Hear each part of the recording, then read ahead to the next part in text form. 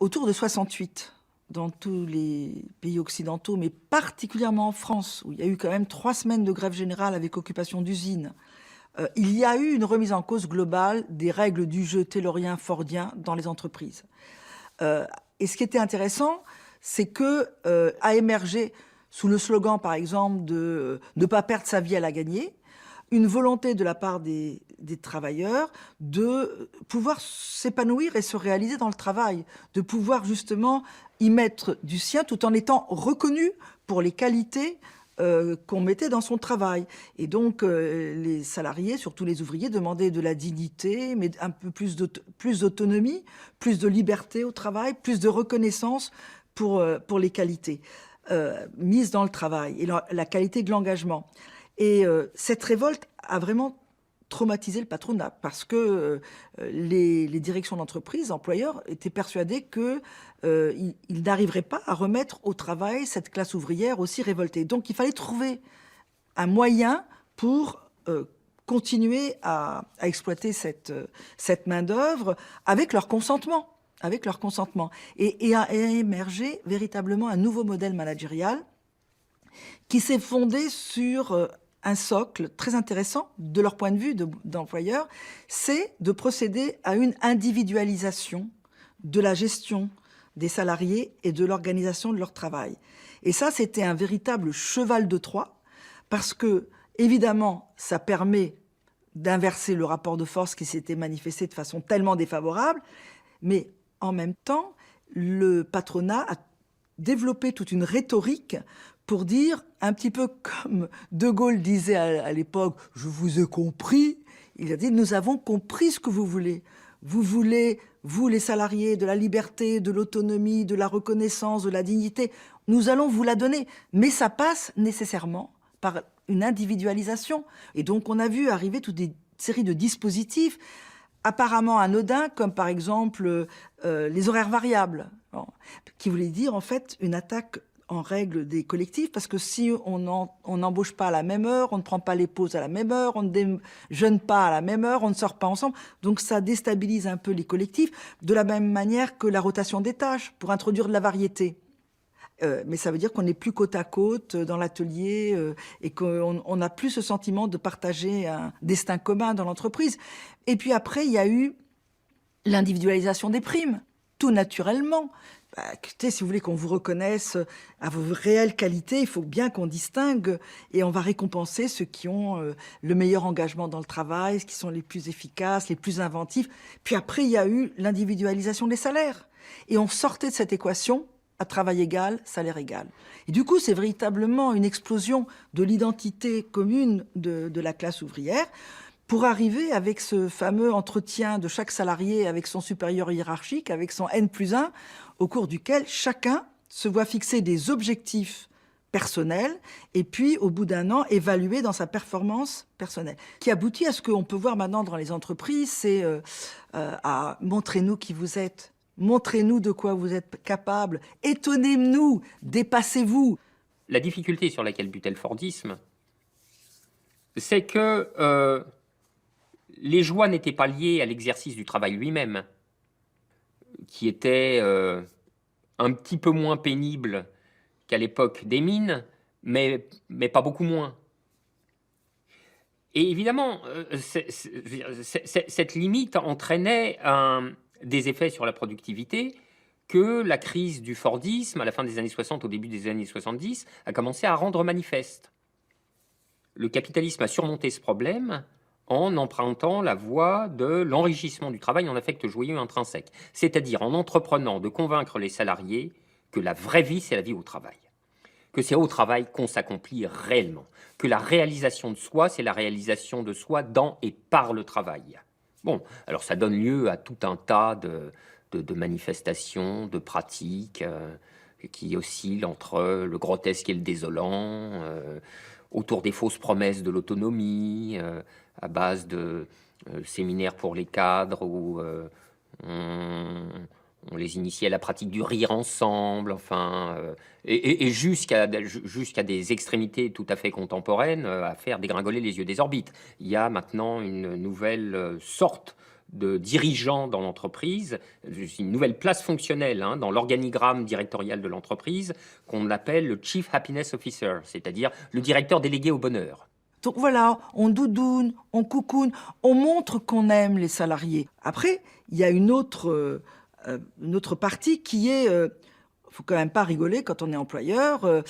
On veut séduire, on veut faire adhérer les salariés, on trouve ce moyen par le biais psychologique de les titiller, mais il faut quand même qu'ils s'en tiennent à des méthodes qu'on trouve les plus efficaces. Et donc, il y a quand même tout un corpus de méthodologies, de méthodes, de protocoles, de process, de pratiques, des bonnes pratiques benchmarkées, de reporting. Tout ça est nécessaire et imposé à tous les salariés, qu'ils soient cadres, employés, techniciens, opérateurs. Et là, on voit qu'on rentre déjà dans des dimensions éminemment contradictoires au sein du modèle. Parce que d'un côté, on vous dit, on compte sur ton intuition, ton intelligence, tu dois te dépasser, tu dois être excellent, montre-nous tout ce dont tu es capable. Et puis d'un autre côté, oui, mais alors attention, tu vas faire comme on va te dire, notamment comment ont pensé, pour toi, les cabinets d'experts internationaux qui ont défini les procédures, les protocoles et qui vont te dire comment, toi, quel que soit ton degré de formation, d'intelligence, tu dois travailler.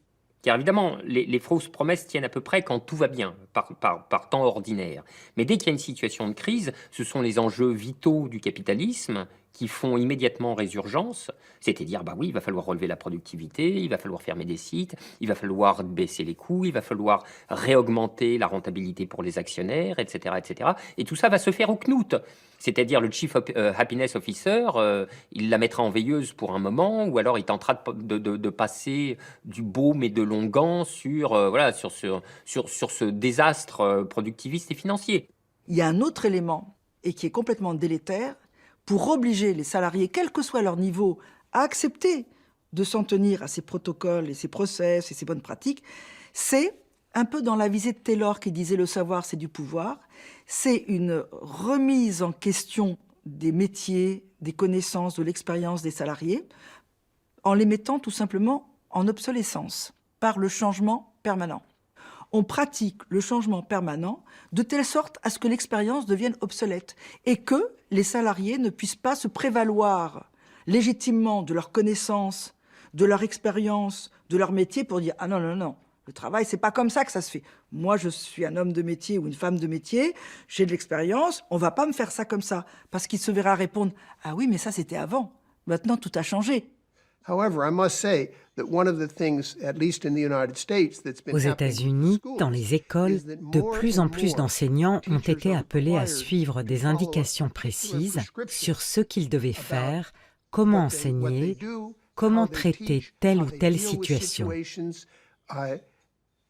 Ils ne sont pas employés par des capitalistes, mais par l'État. On trouve là toutes les caractéristiques d'une relation employeur-employé dans une entreprise privée. La façon de travailler du secteur privé s'est répandue dans le secteur public.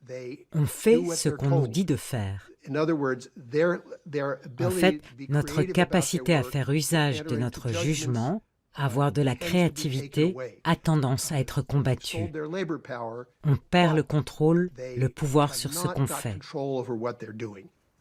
Et l'idée, c'est que les salariés se raccrochent à toutes ces procédures, ces protocoles, comme à des bouées de sauvetage, parce que en réalité, ils sont dans un univers où tout bouge tout le temps. On restructure les départements et les services sans arrêt, on recompose les métiers, on change les logiciels, on externalise puis on réinternalise des activités, on impose une mobilité systématique à la hiérarchie intermédiaire, on fait des déménagements géographiques pour que les gens ne se connaissent plus, ne connaissent plus leurs clients, les services dont ils dépendent, etc. Et bref, tous les repères professionnels basculent et les salariés se trouvent plongés dans ce que moi j'appelle une précarité subjective. D'où cette fatigue, ce sentiment d'épuisement qu'on appelle le burn-out. Il faut tout le temps recommencer, c'est jamais fini. Et en plus, un effondrement personnel qui vient du fait qu'on n'a plus confiance en soi-même. Le risque d'atteinte à la santé mentale était pratiquement inconnu dans le monde de l'industrie classique. Justement, celui de... Ce qu'on risquait, c'est l'abrutissement. On est abruti, bon, mais ça ne vous rend pas délirant.